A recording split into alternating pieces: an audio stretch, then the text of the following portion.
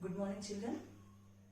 This is 3rd standard English class, block 14, finding the main idea. Block 14, finding the main idea. S1, grouping sentences. So our today's topic is grouping sentences. What is grouping sentences means, children? So grouping sentences means we are going to group the sentences related to the same topic. Means we are putting all the sentences together under the same topic. For that, let me give you an example. Now children, here I have written some sentences.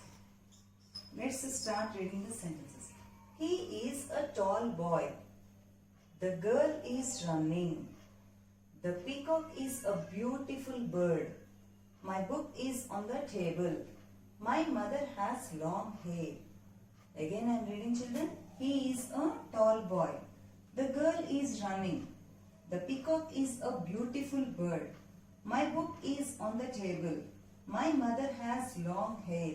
Children, did you understand? Say I have written 5 sentences. Did you understand what I am going to explain? No, it is very difficult for us to understand. See, the first sentence, here I used describing words. So means adjective is there. Here the girl is running. Here verb, action word is there. Here also the peacock is a beautiful. Beautiful means again adjective. The book is, my book is on the table. It is about maybe noun.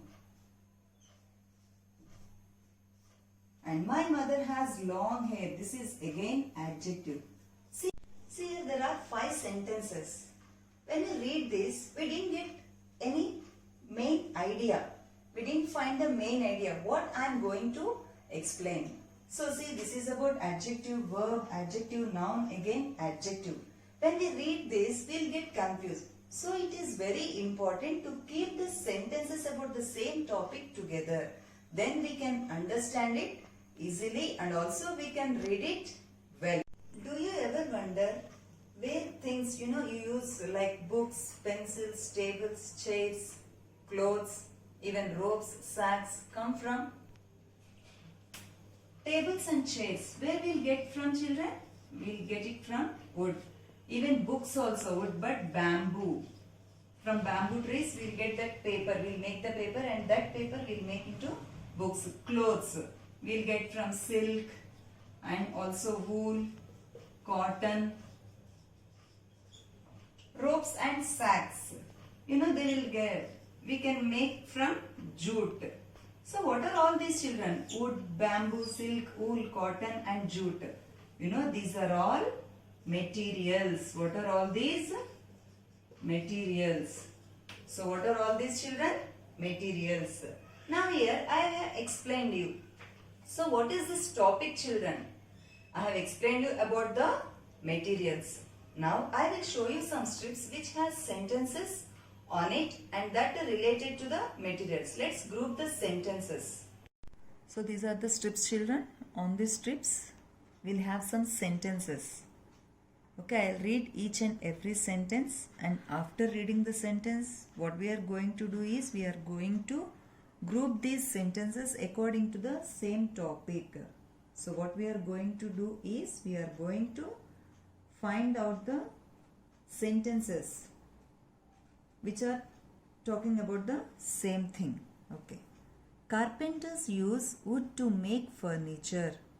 Carpenters use wood to make furniture. Jute has grown in warm places. Wood is used to make bats, guitars and pianos. Jute is grown in wet soil. We get wood from trees. Jute is used to make ropes and sacks. India grows a lot of jute. Wood is brown in color. Jute is not very expensive. Beds, tables, chairs and cupboards are made from wood. We get jute from jute plant. See, children, after reading the sentence, did you find the main idea? Means these sentences are talking about? Yes, of course, all the sentences are talking about jute and wood. But all these are mixed up.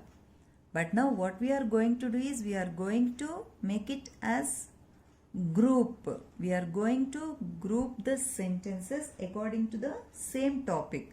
See, carpenters use wood to make furniture. When you see this, you will understand that this sentence is about wood. So what I am going to do is I am keeping this sentence here, this side. Jute has grown in warm places. Yes, this sentence is about jute. Wood is used to make bats, guitars and pianos. Yeah, this sentence is about wood. Jute is grown in wet soil. This sentence is about jute. We get wood from trees. We get wood from trees. Jute is used to make ropes and sacks. So here I am keeping. India grows a lot of jute. Wood is brown in color. Jute is not very expensive. Beds, tables, chairs and cupboards are made from wood. This sentence is also about wood. We get jute from jute plant. Yes. So after grouping these sentences, what did we understand, children? We understand that all the sentences is one group, give information about one thing. So all these sentences give information about jute. All these sentences give information about wood. Now tell me, children, what would happen if we put a sentence about jute with a sentence about wood? See here, this is wood. See, if I put like this, we get wood from trees. Jute has grown in warm places. Carpenters use wood to make furniture. Jute is grown in wet soil. So what would happen if we put a sentence about a jute with a sentence about wood? The paragraph would not make a sense.